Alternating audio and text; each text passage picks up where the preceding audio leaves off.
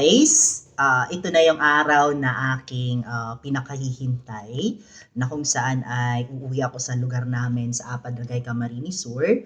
Doon ako magsi-celebrate ng New Year. Kasi once a year lang naman ako nakakauwi, December 31 lang naman talaga.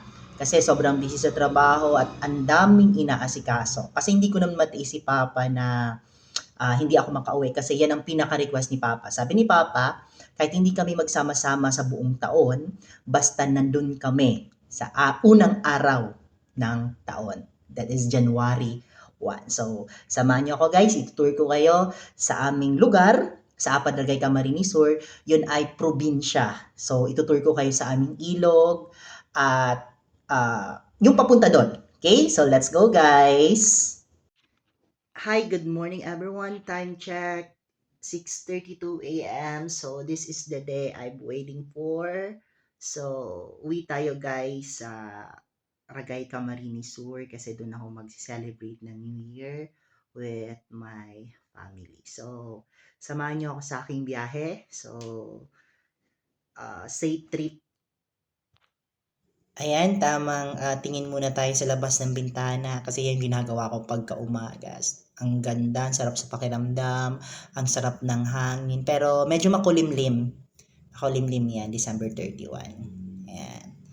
Ang sarap ng hangin, ang ganda ng view. Ayan. Ayan, outfit check muna tayo while waiting po sa aking service. Kasi magpapahatid ako sa Legazpi Terminal going to Naga City. Kasi first stop over natin ay Naga City. Kasi dun yung sasakyan papunta talaga sa amin sa Ragay. Ayan, for the meantime, goodbye muna sa aking bahay, sa Camellia. Goodbye.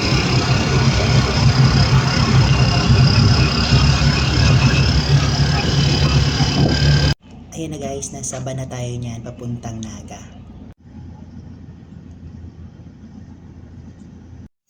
After 2 hours, welcome to Naga City. Ayan. So, from Legazpi, sobrang ulan dito, sobrang init na naman, and sobrang traffic. Okay. Ayan, nakasakay tayo sa tricycle. Papunta tayo ng LCC kasi nandun yung terminal ng jeep papunta sa Ragay, Camarines Sur.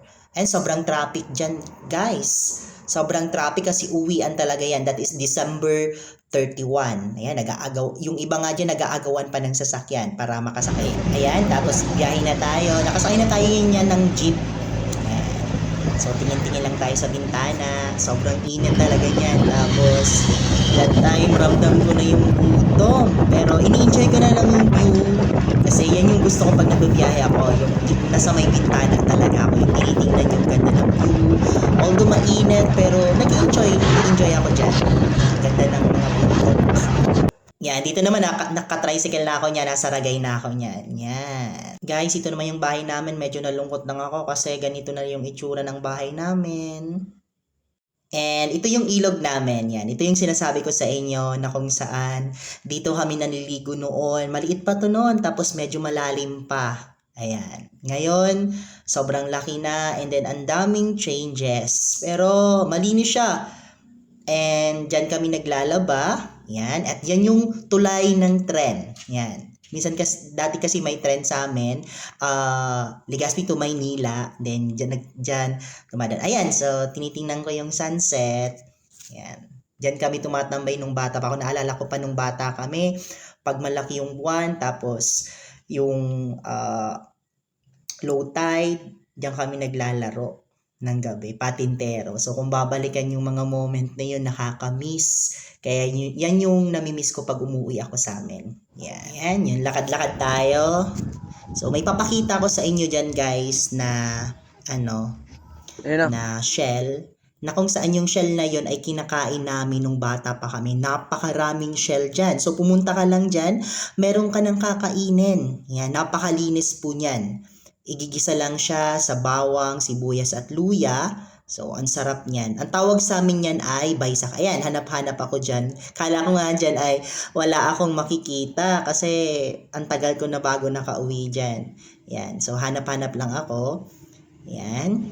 And then, ayun. So, may nakita tayo dyan. May nakita tayo dyan na shell. Ang tawag sa amin yan po ay baysaka. Baysaka ang tawag sa amin yan. Ayan. Baysaka ang tawag sa amin yan. Ayan. Napakasarap niyan. And then, tingin-tingin lang tayo. And then, pinapakita ka ulit dyan yung tulay na kung saan dumadaan yung tren. Yan. Naalala ko pa nung bata kami, pag dumarating yung tren, sitakbuhan kami pupunta sa taas para makita lang yung tren. Pero ngayon, parang malabo na makarating ulit sa amin sa lugar namin yung tren. Kasi pag may tren, ang dali na lang sa akin magbiyahe from Legazpi to Ragay. Ayan, ito din yung namimiss ko sa probinsya, yung sayawan. Ayan, sayawan kami dyan. Lasingan, sayawan. Yan yung namimiss ko talaga pag umuwi ako. Kaya hindi pwedeng hindi ako uuwi ng December 31. Ayan. Happy New Year!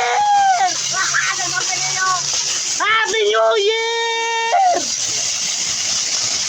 Ready? Ayan, so welcome 2024. Yan yung mga kapatid ko. And then, nagpagawa ko dyan ng barya. Konti lang naman yan. Yan yung kasiyahan nila. Ayan din si Papa, nag-ano din ng pera. Ayan, so welcome 2024. Ayan, barya-barya lang. Saka na yung papel. Pag may pera na talaga. And yan yung aking pamilya with Papa. And then, na-miss ko sila.